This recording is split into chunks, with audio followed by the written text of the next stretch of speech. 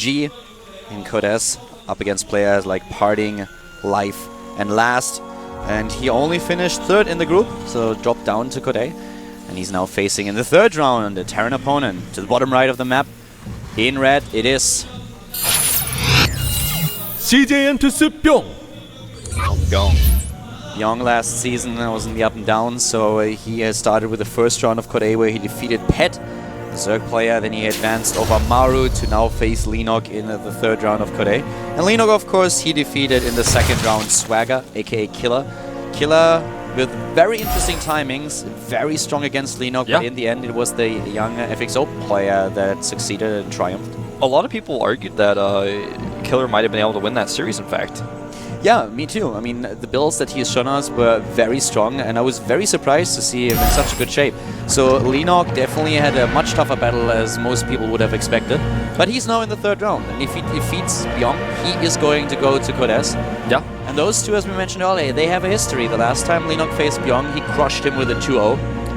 And we have a very different opening from Bbyong than what we saw from Gumiho earlier, going for the Reaper expand. He's just going CC first, going to wall here. And now the question becomes, does he go double barracks or does he go into gas? We have seen players do both. Most players are going into the gas faster these days, though. Yeah, CC first on the high ground here to play it a little bit more safe. And he goes gas. So he's going to have the Hellions out a little bit faster.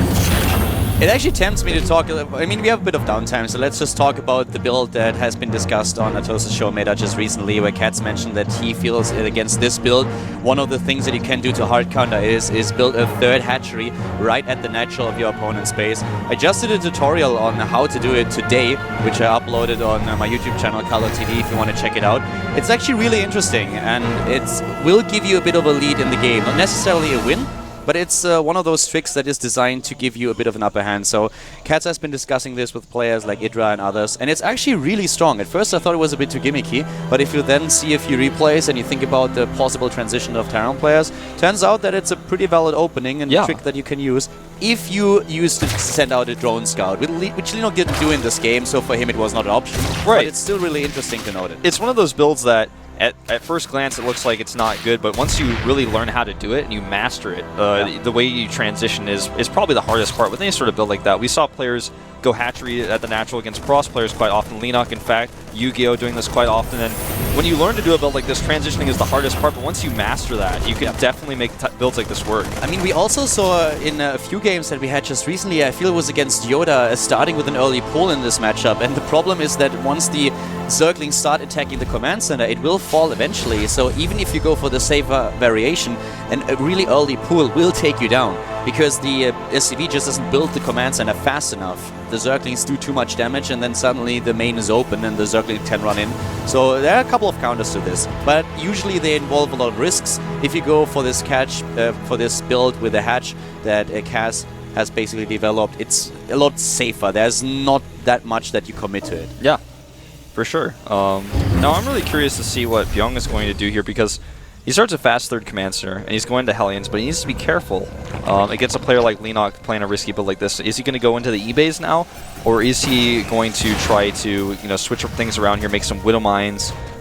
He has to make a tough choice, because Leenock is known for his aggression. He's not added a Roach Warren just yet, and it looks like he's not going to. He's only mining with 1 drone at the gas, but you have to be very careful against the Leenock here. He even starts... for some reason, I saw something flash and I thought he started another command, so I was freaking out. I got nervous. I was like, no, you can't do that. No, he has the 3rd tier, but we have Leenock already with a few units over at the 3rd base, just trying to find out when exactly the command center is flying over there. For now, of course, he has to defend against the Hellions that are on the map. What we see from Leenock is 3 queens so far, with the 3rd base now coming up, and what we don't see just yet is a Roach Run being built. Yeah, no Roach Warren at all, and right now, the Lings actually sneak into the natural. Leenock is just a master of doing things like this. He does not get into the main base, but he sees the reactor here. Yeah, I was asking a little bit too much here, but it's actually something that works quite often, because Terran players then don't expect it. The Zergling suddenly in the main base sees everything. But the 3rd command center here, that's something that Leenock, of course, by now knows or expects. Double evolution chamber at the front, starting to just wall off a little bit. That helps him against the Hellions later on. But for now, the wall is still not completed, so he needs additional building there, and also the queen's over. Yeah. And upgrade-wise, these players are going to be fairly even. The evolution chamber is a little bit faster than the E-Base, but you know, Bbyong does not play as super greedy. He gets Widow Mines out to be defensive. He also gets the stim out. Now he's going to start to add a few extra barracks because he knows he's moving that Commancer down relatively soon here. He's going to want a wall over there. Upgrades dead even here. Both players starting instantly as their production facilities finish. And now with the build that Leenock uses, he has several options here. He can go into the Baneling aggression on layer and 1-1 with speed. A build that we've seen in the past. He can go straight into Ultralisks. That's also something that is quite common, starting on with a very heavy Link composition. But now we have the extra hatch that he's building for Lava, the macro hatch, also to wall off a little bit more. And we have the Baneling nest, so still a lot of potential here for aggression, but also the possible transition into the late game. Yeah, and I don't know actually which one he's going to do. Is he really going to be aggressive here on this map? We've seen it work before, but I feel like with all the Bbyong preparation, I don't think he's going to commit. Nah, I would actually expect to see the Spire here coming off, right? Yeah. Especially since we have now the gas being taken also at the third base. If you're just going for a timing with Ling Baneling, you don't need this much gas. So this looks more and more like we are going to see a Spire attack. And there it is. He actually makes it in the scan. That was a little bit weird. I don't know if Bbyong actually happened to notice that, but if he checks back, he'll see the little footprint there, and he'll be able to know that there is a Spire going down. That's interesting that he actually shows that like that. Oh, this could be a good bait. Nope. He tries though. Tries to get the Widow Mine shot off in midst of the Hellions, but that's not going to be all too successful. Now we have even the Overlord speed being researched here, and what you want to do when you go into Mutalisk, you research the Overlord speed because the Overseers also benefit from the upgrade, and then they will be a little bit faster and can keep up with the Mutalisks. So you have this task force that is roaming the map and trying to find out where exactly are those Banelings as those Widow Mines.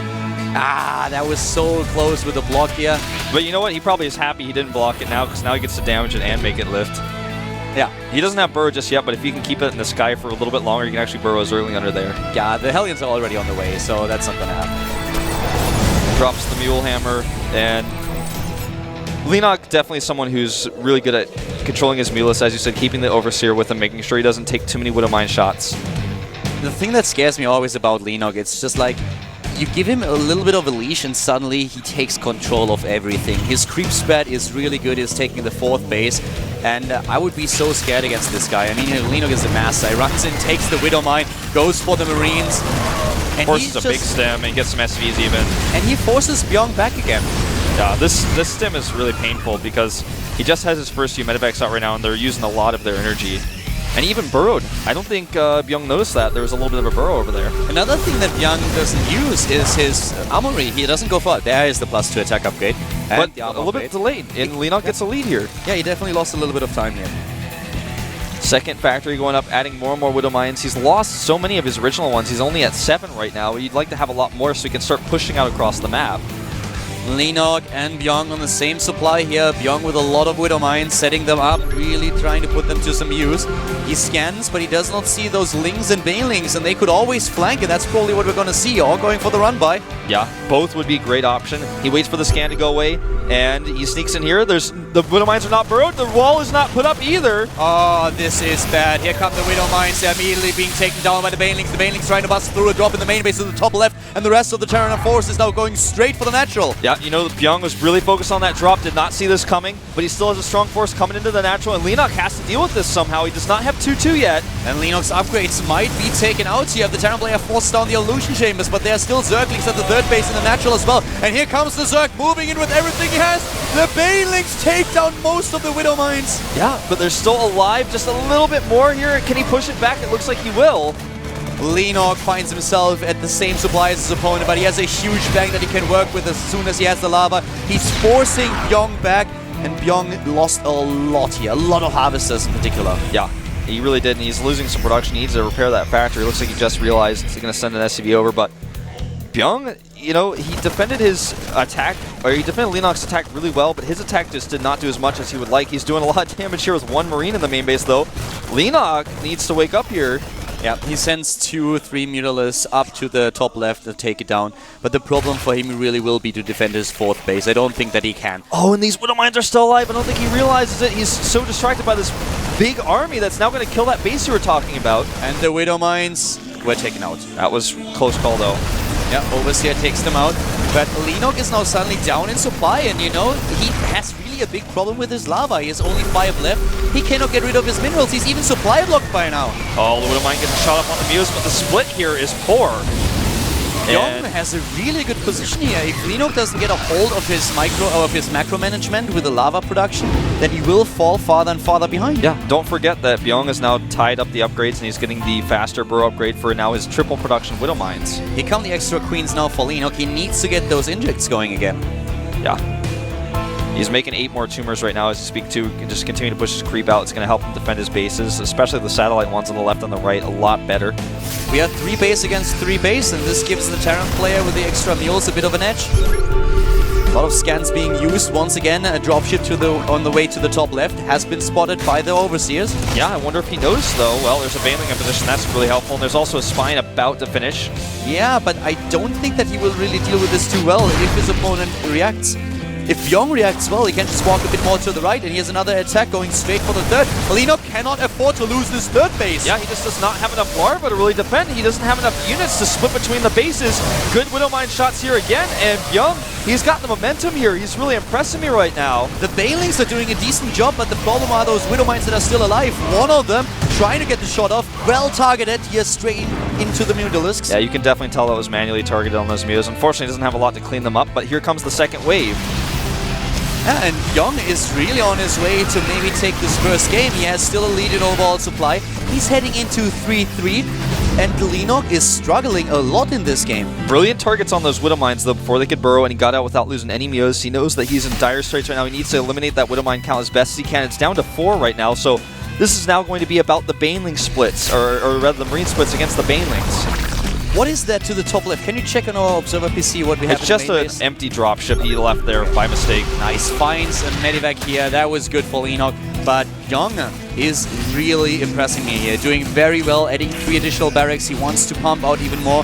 We have borrowed Banelings for Leenock. And Bbyong has been scanning a lot in the last... What? Did he actually? No. Well, it was okay.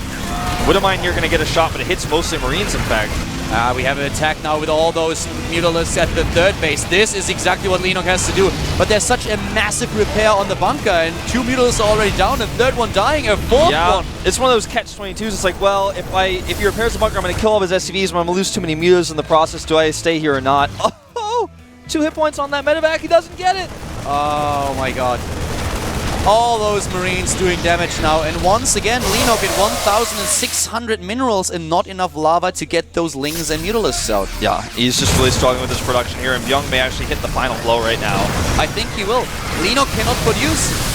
He's just got too much army, and Leenock does not have enough. 3-3 is about to be done for Bbyong as well. It's going to help him finish this off. 2,000 minerals. He has 2,000 minerals. I cannot believe it. We have 5 queens, but he doesn't get those injects that he needs. Yeah. At that moment in time, he had 4 larvae available as you were looking at the unit tab there. And if Bbyong's army is pushed back here, he needs to start... What is going on? I don't know what happened there, but... Well, he took out the third base. There is another base to the left side of the map now for the Terran player. But he just lost a ton of stuff. Leenock is... You know, he's having trouble with his larva, but he's definitely taken really good engagements. I feel like Leenock's control in this game is much better than Bbyong's when it comes to picking off Widowmines and catching these dropships. You know, I agree, but the problem is that we have 3-3 nearly done for Bbyong, and Leenock is only on 2-2. So we will have an upgrade advantage. The 4th base, he might be able to take that out, but with the production cycles that Bbyong is now hitting, he has enough units to push this back once again. And Leenock is really running a little bit out of steam. Yeah. He lost his 3rd base. I'm not quite sure if Bbyong knows about the base to the left side, the 4th for Leenock, but if he does, and if he attacks it, it's going to be difficult for Leenock to defend it. Yeah, I mean, he's got this momentum right now, especially with 3-3. Leenock needs to buy a little bit more time. He is finally hitting those injects a little bit better, as you can see, spending his minerals. Yeah. That was really his biggest issue. He was supply blocked earlier, then he had no lava available. He was at 2,000 minerals that he could never use. But now we have all these upgrades, as highlighted by Legend here, that come into play for Bbyong and give him an additional advantage. I don't know where these Banelings are going, but I think it's going to be a disaster one way or the other. Here comes Mutalisk coming in to kill these SCVs before the planetary's done. Really well done. Leenock now suddenly has a shot of also taking out this one base. There are a lot of SCVs that are repairing, but they get the extra glaive worm shots off. And look at the resources for Bbyong. He has to spend a ton of resources on repairing. He's very low on minerals right now. Leenock is starting to stabilize. He's really starting to stabilize and to get a grasp on the game. He was struggling earlier and it really looked like Bbyong might be able to win it right then and there. But now Leenock still has a shot of coming back into this match. Yeah, just got to be very careful against those Widow Mines, though. That was a bit overzealous trying to go in there. He does pick off a few of the Marines. This time he's got Banelings. We have another dropship on the way to the top right now. Leenock, Zergling's already in position. Yeah, Leenock cannot afford to lose this Mutalisk Ball or take too many more Widow Mine shots because the 3-through upgrades of Bbyong will rip through whatever's left of them. He needs to split here. He's losing too many Banelings. Another drop now to the top right, as we mentioned earlier. And Leenock is trying to rely on his links once again. He is not even able to get up to Hive and to go for Ultralisk or anything else. He's not able to get a flank here. The split is good for Bbyong this time. He's trying to rely on Mutalisk, Sling, and Baneling, but with a +3/+3, it's so difficult. The split is okay, not the best, but still. I feel like Leenock's experience in this matchup is really showing through. It's like he's got all the cards stacked against him, but he's still... Oh! Ouch. Those Widow Mines are making me stop talking. Yeah, Widow Mines are horrible in this situation. He was walking into a minefield, or flying into a minefield. And as you can see, we have still both of them at roughly the same supply. This is starting to become a battle of nutrition once again. Oh, he needs to stay away from those Widow Mines on the left side. Oh, 2 more meters going down. He's losing a lot of them, but he's rebuilding them immediately. This is such a close game. Yeah, I mean, the supply is dead even. He picks off a Widow Mine on the left, gets 2.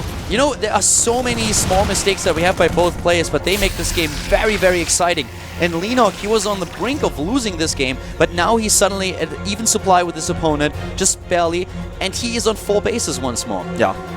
Double drop, not spotted just yet, but if he sees that, he needs to get over there and deal with that, because this drop could actually target down the hatchery. That's how many Marines he's got. He's got 3-3, don't forget. Creep Tumor's immediately being replaced by Leenock, but he doesn't see the drop until too late. Now sends these units over. Double job hitting now. The Zerglings are there. The Widow Mine is burrowing. And he gets the shot off, but it doesn't hit too much. Banelings rolling in to save the day. Bbyong could have used this opportunity to run into the base at the 9 o'clock, but he just waited. He's got this really nice spread on his Widow Mines. Oh no, another Widow Mine dropping down here. You know, none of those players can really transition out the composition they are using now. Usually as a Terran, at some point you would love to go into a composition that centers a bit more around Raven, but he never really is able to build up these resources for it, so he's just sticking it out with the Bbyong and the Widow Mine, which works quite well for him. And Leenock transitions into a Hive tech now. He feels confident enough to go into Hive, but he's really falling behind in supply. Yeah. Killing those dropships like this, that is helping him a ton, though. You know, I don't think he's going to hold this hatchery, but he's going for a major counterattack. He's cutting off a lot of reinforcements here. Some Baneling traps being set up as well. Catching those few medivacs, and he's aiming straight for those command centers now, whereas his hatch is being eliminated. But the next round of Marines is welcomed by Banelings, Zerglings, and Mutalisk. If he can camp the production and do damage here, he might just be able to put a stop on Bbyong's reinforcements. Yeah, don't forget he also has that hatchery being remade at the 3 o'clock expansion. So even though he lost a hatch, he's been making this one on the other side just in case. I still think Bbyong has a much better position, though, in this game. He stabilizes, he holds his command center, he's doing more damage in the main, he sees the Hive. You know, overall, this looks like a battle between micro and macro. Yeah. The macro of Bbyong is really excellent, but the micro of Leenock is giving him so much trouble in the fights. That's a really good way to put it. I completely agree. Leenock has a lot of experience in StarCraft 2 and in this matchup especially, but Bbyong, you know, his macro and his StarCraft 1 skills are really showing through. He's just a little bit crisper. And it really pays off. He's 60 supply ahead now, and he's trying to take another base at the right side of the map. Leenock was hitting the economy of Bbyong earlier in the game very well, but now he is struggling because he has to defend against this constant stream of units that's just heading towards his bases. Yeah, and you know, he keeps eating those Widow Mine shots. I can't even imagine how many kills the Widow Mines have gotten in this game. It's so difficult for Leenock to engage with the Widow Mines being around. There are 14 of them buried everywhere on the map, and the Mutalisks alone have such a hard time of getting into a good position because of it. Yeah, he's got a Spore Crawler here to help against Widow Mines this time. It looks like it will survive, but the splits here are really good this time, and I think Leenock is actually dead at this point, and he can't recover anymore. He's losing all of his drones, may lose this hatchery as well. Infestor's a bit too late. Yeah, the Infestors are a bit too late here. The Hive tech is finally done, but that's not going to help him at all. Bbyong can completely afford to lose these units here. It's absolutely fine. Yeah, he trades against the Mutas too with his 3-3. The upgrades are just always GG.